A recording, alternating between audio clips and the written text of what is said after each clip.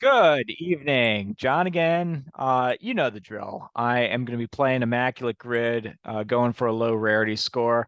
On the heels of the very first ever Immaculate Grid Jamie Moyer Day, which was played yesterday, and I actually had it wrong. I'll start showing my screen to explain, but I correctly identified that Jamie Moyer, this was yesterday's, I correctly identified that Jamie Moyer would work in these bottom four quadrants because he played for the Phillies, Mariners, Orioles, and Rockies. And then I went back and looked at it, and Moyer also played for the Rangers. So he actually worked for all six of these. I can say with a fair degree of confidence that he did not hit 40 home runs in a season.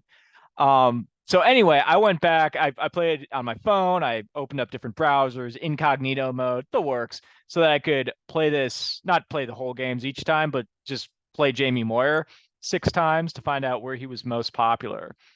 Turns out down here, and this is as of last night, maybe it changed by this morning with more people playing, but as of last night around 8 o'clock or so, whenever it is I recorded it, it was down here, this was the most popular. The two most popular were with the Rockies, where he played 10 games at the very end of his career in 2012 as a 49-year-old. But the most popular choices, maybe that's kind of scarcity. You can see the numbers here. There's a lot less options, but he took 24% here and 15% here. The next couple most popular with the Orioles took let's see, 5%, got written down here, 5% with the Mariners, Orioles, 3% Phillies, Orioles, and then people didn't remember Rangers as much, which I didn't remember, or I didn't even know. But he was 2% Texas and Seattle, and then 1% Philadelphia and Texas. So that was the breakdown for Jamie Moyer. A lot of fun. It's pretty fun that they did that. Now I'm going to be on the lookout. You know, if I see all of Ricky Henderson's teams all together, I'll have to call that out. But I am gonna still a pretty good game. Yesterday, I was pretty pleased with it. I'm gonna go ahead and hit refresh, and we'll get right into this one. All right, all teams. So this is the second time I've seen all team. No, I'm sorry. Well, I don't know if it's. I'm trying to remember if I've seen all teams before, actually, because there was a time about a week ago where I saw no teams. That's what it was. But I don't know if I've seen all teams, or maybe it's just been a while. Um, so we've got Diamondbacks, Giants, Marlins across the top here, and then Braves, Cubs, and Reds along the side.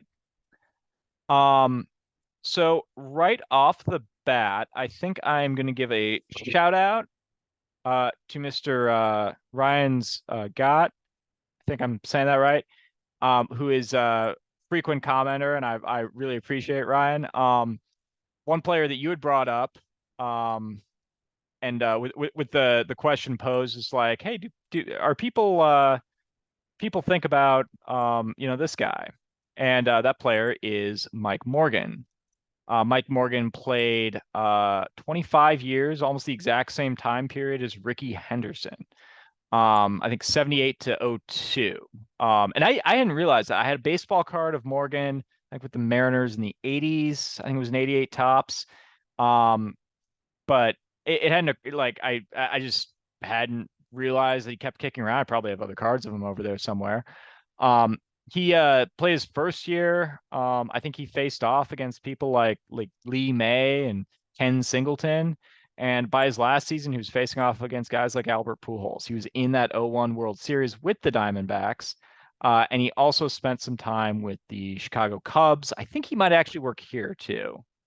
Um, I think he actually works for both, but I feel more confident with Cubs, which maybe means I should go with that one. But I'd looked him up. Thanks for the call out, Ryan. And I'm gonna try him on this one. I'm feeling pretty good there. Otherwise, I'm going with like I think Mark Grace will be super popular there. But yeah, I finally I've been holding on to that one for a couple days. 0.7. All right, that's pretty good. Pretty good to get 0.7 with the Diamondbacks. That's that's a tougher team because they're a 90s expansion team. We've actually got two 90s expansion teams, so this might be a little bit of a trickier grid. But we'll work through it. We'll work through it. Um, let's see. Over here, I think a good one would be Rogers Hornsby will work. Ooh, hold on. Rogers Hornsby will also work here though. Rogers Hornsby played 1 year each. I'm gonna keep that in my back pocket because I think he'll do really well with one or both of these, and I just want to think about someone better. I'm sure there's other people who've played for both the Giants and Cubs. Yeah, let's just keep that in the back pocket. Diamondbacks and Braves. I think I'm gonna go with Mr. Reggie Sanders. He played with that '01 Diamondbacks team and briefly was a Brave. I think one season with the Braves. He takes 1%. Okay. He also would have worked here. So maybe I should have done that. I can go Adam Dunn here. That'll work. He was traded from the Diamondbacks to the Reds in 2008. Very prominent player for the Reds, though. So, ooh, I got a better one. I used him before, but I'm going to use him again. Um, Greg Swindell, because he was one of those. I think he was an OG Diamondback, and he had played for both Ohio teams. So that's how I remembered him. Anyway, let's get him in there. 0.5%. Okay, so I'm pretty happy with 2.2% between Diamondbacks. That's pretty solid. Let's see. So yeah, as I mentioned, Hornsby will work for both. Darrell Evans will work here. Marquise Grissom would work here. Kenny Lofton will work for both. And then let's see here. Down here we got the Reds and Giants. Kevin Mitchell will work. That might be a little popular, but not hugely so. Sanders would also have worked here. Let's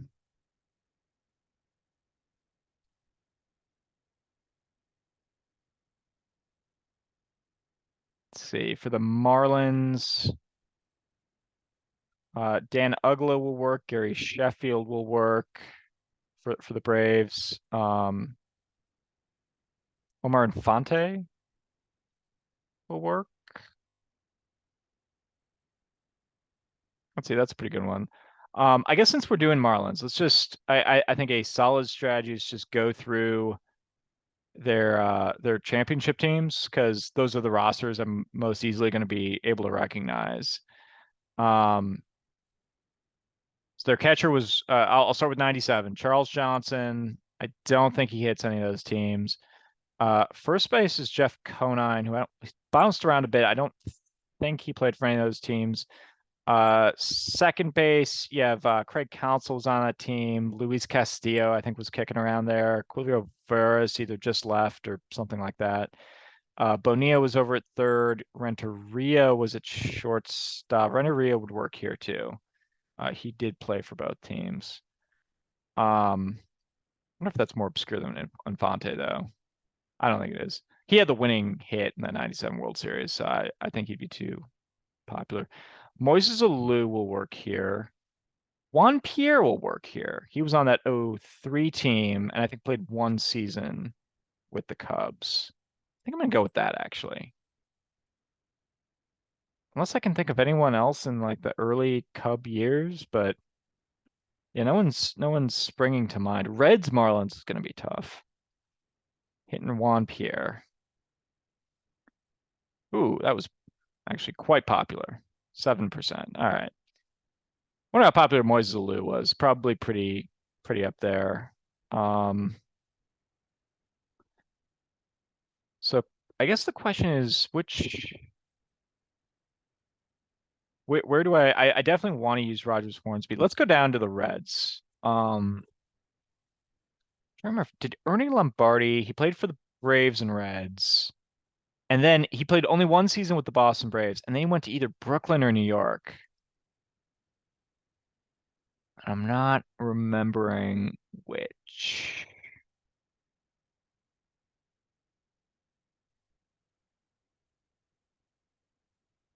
And I think who else? I want to say Enos Slaughter might have bounced around between both these teams. But again, I'm not 100% sure. I'd be taking a little bit of a gamble if I did that. Um,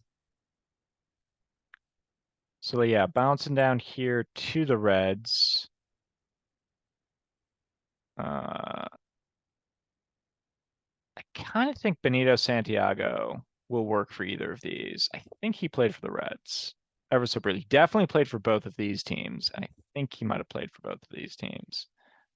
Ooh, you know who works here? I'm gonna go with Mike Cameron. He played like a half season with the Marlins and one season with the Reds before being traded for Ken Griffey Jr. And it makes an appearance as one of those interloper seasons from the chapter about them in baseball's most fun frivolities, which will be on Amazon. See, I always get that plug in. He goes under 1%. Okay. Um, I did mention Kevin Mitchell. He will work here. Joe Morgan would work here.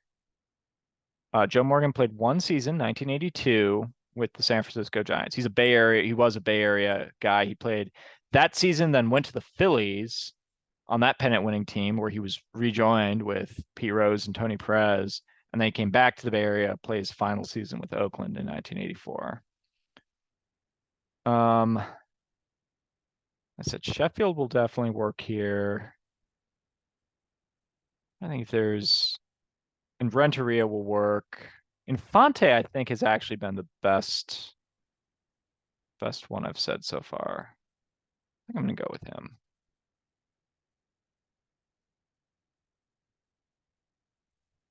1%. All right.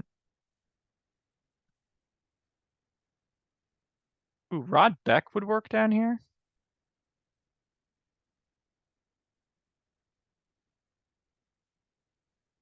Do I go with him and then Hornsby? Is that more obscure? You should have the option in this game to like pick series. So if I type out 1989 National League Championship Series, that was a big one. Picks 3%. Okay. Maybe I would have been better off with Hornsby. Let's do him here.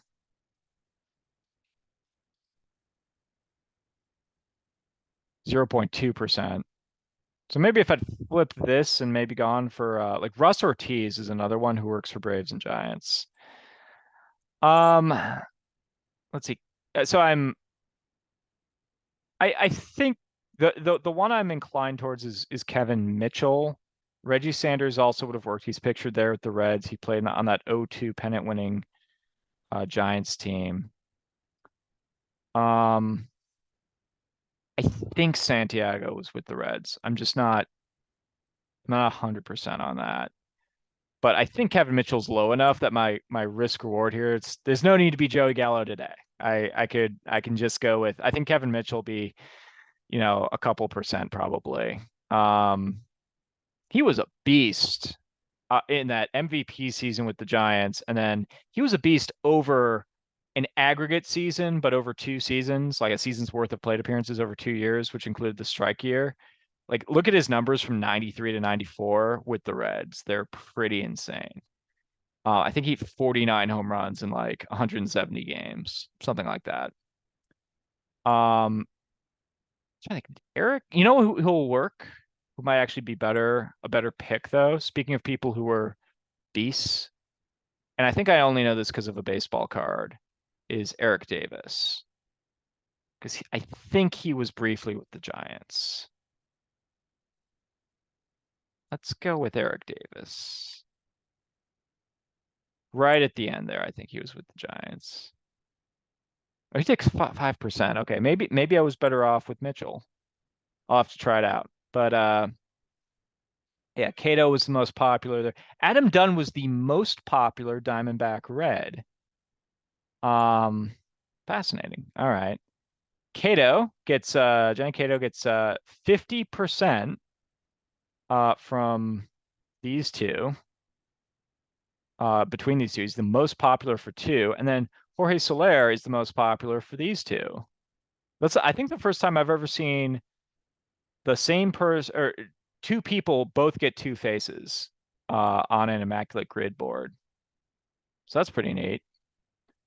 No huge surprise. I was right about Mark Gray, so I think I was right to go with Mike Morgan. 20 is pretty good for a rarity score. I think I'll play it a little bit later and just see if I want to see how Kevin Mitchell would do. I think I wanted to see if Rogers Hornsby would do better here and see if I can come up with like Daryl Evans or maybe Russ Ortiz up here and see if that makes for a better score. But yeah, I'm pretty good with a 20. Was able to get them all, and it's no Jamie Moyer day, but it was still fun. Have a great weekend, everyone. Enjoy some baseball. I'll be back at it tomorrow, probably a little bit earlier since it's the weekend. And we'll play with y'all then. Take care.